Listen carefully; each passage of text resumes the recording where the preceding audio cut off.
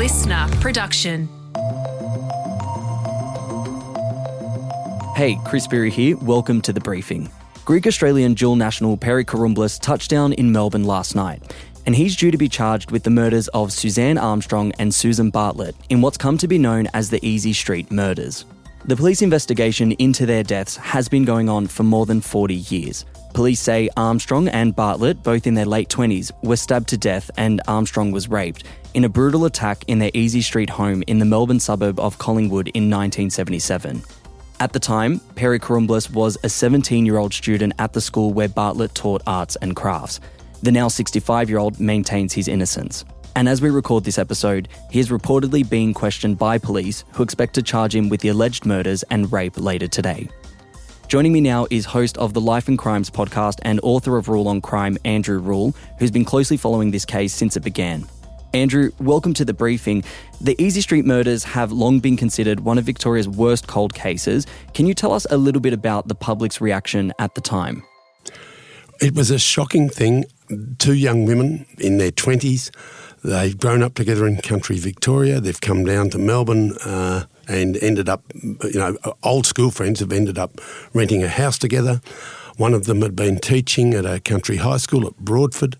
The other one, Susan Armstrong, the one they call Little Sue. Little Sue had travelled to London and to Greece and other places and had come home with a little baby boy called Gregory. They set up this house so that they could work in Melbourne and all that sort of good stuff.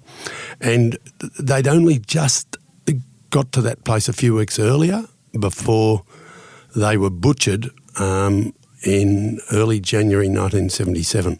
So that's the setup. It caught people's imagination. One of the reasons for that, apart from the obvious, is that it was called Easey Street. There was something about that name that resonated for people, perhaps in a way that might not have if it was called, some more prosaic name. And can you tell us a little bit about what leads police chased at the time and potential suspects that kind of arose all those years ago? Well, the problem for the police was, apart from the fact that in those days it's pre-mobile phones, it's pre-electronic surveillance of any sort, it's pre-closed-circuit cameras. All the things that we take for granted this century did not exist. And of course, the biggest of all was DNA. There was no such thing. It was science fiction. So the only tool that police had at that time were essentially fingerprints and basic blood types, type A, type O, that sort of stuff. And unless they had witnesses and confessions, they were the only really good forensic clues. Blood type and fingerprints. And they had very little to go with. And one of their problems was this. The girls were young and they were single. They had a lot of friends. They had family and friends. They had a lot of guys just to come around and visit. They'd have barbecues and parties and all that sort of stuff. And they were pretty popular and people visited regularly. And so the police problem was not that they didn't have any suspects. They had far too many because basically anyone who'd visited that house over the course of several weeks might have been a suspect. Anybody who knew the visitors, a brother or friend or cousin or whatever, could also be a suspect. And so the pool of potential suspects was big. And I think that flummoxed the police when they realised they didn't have a fingerprint that pointed straight to the right guy. Yeah, which brings us now to 5 decades later. The lead suspect is Perry Karoumblis. Can you tell us a little bit about who he is and what's his connection to the case? Interesting, isn't it? Wise people say that the answer to cold cases is always in the file, which is often true, that those who end up being charged over certain cases, often they have brushed up against the investigation at some point early in it. And that applies here. He was a person of interest way back in the first week because a local policeman, a young uniformed policeman from Collingwood called Ron Iddles, who would later become very well known as a homicide investigator, he just pulled up this local kid, ratbag, teenager, driving around in a car of some sort and pulled him over he must have had a rough idea that this kid was, known to hang around the streets or whatever. And he pulled him over and said, show us your, licence or whatever. I don't know if he had one. And opened the boot and we'll see what you've got in the boot, which is a standard police routine. You always do that in case they've got stolen property. Opens the boot, and in the boot there is a large hunting knife in a leather scabbard. He takes the fellow's details, his name and his address, which was 3 Bendigo Street, Collingwood, and he takes the knife and he takes it to the crime department for the homicide squad to look at. The homicide squad actually go and grab Perry, the young Perry Karumblis, and interviewed him at length about where he got the knife. Now, his story was that he found it on the railway tracks, as you might, if you saw a new hunting knife in a scabbard, you may well pick it up and keep it. I have to say that in those days, for young Greek guys to go around with knives was not unusual. I knew a guy at university from there who used to carry a knife routinely. It was what they did.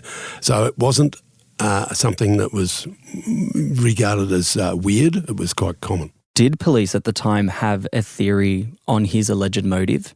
They were satisfied that he had picked the knife up and that he wasn't the killer. He wasn't a prime suspect. And indeed, he wasn't even called to the inquest subsequently. So they sort of wrote him out of it. And maybe they were right to write him out of it. But that is why his name ended up on the files along with dozens of others. In fact, ultimately, 40 years later, when the police decided to review this case, which was overdue, they compiled a list of 131 names, 90 of them living people who they thought were worth re-interviewing, because these days, of course, you can get a DNA sample which they could then test against the samples of an unknown man's DNA taken from Suzzane Armstrong's body. We know that since 2017, Perry's been living in Greece. He reportedly went there for a holiday to visit his parents, but in all that time, he's been living there. This year, in September, he caught a flight from Greece to Italy, and that's where he was detained on an Interpol red notice, and ultimately the extradition process got underway. Why did this happen in Italy and not Greece? The problem with Greece is it doesn't have easy extradition treaties with Australia or indeed with probably many other countries, and that a Greek citizen or Greek resident, if they've been living back there for several years and whatever charge they might face elsewhere is more than 20 years old, they won't extradite them. They won't send them back to another country. And of course, given the extradition treaties we have with Italy, it was only a matter of time before he was on a flight back to Australia. When will we know if Vic Police push ahead with charges? That's a good question. I think they will have to question him thoroughly. We must bear in mind that he was obviously questioned thoroughly back in 1977 when he was 17 and satisfied the police at that time. I think he is not going to be a pushover or anything else. So let's see what happens, but they will have to interview him at length before they can formulate the charges against him. Journalist, podcaster and author Andrew Rule there. That's it for this episode of The Briefing. If you want to keep up with our other content, you can check us out on Instagram at The Briefing Podcast and on TikTok and YouTube. Just search Listener Newsroom. And we'll be back in your feeds tomorrow at 6 a.m. for Headlines with Sash. I'm Chris Spyrou. Catch you next time.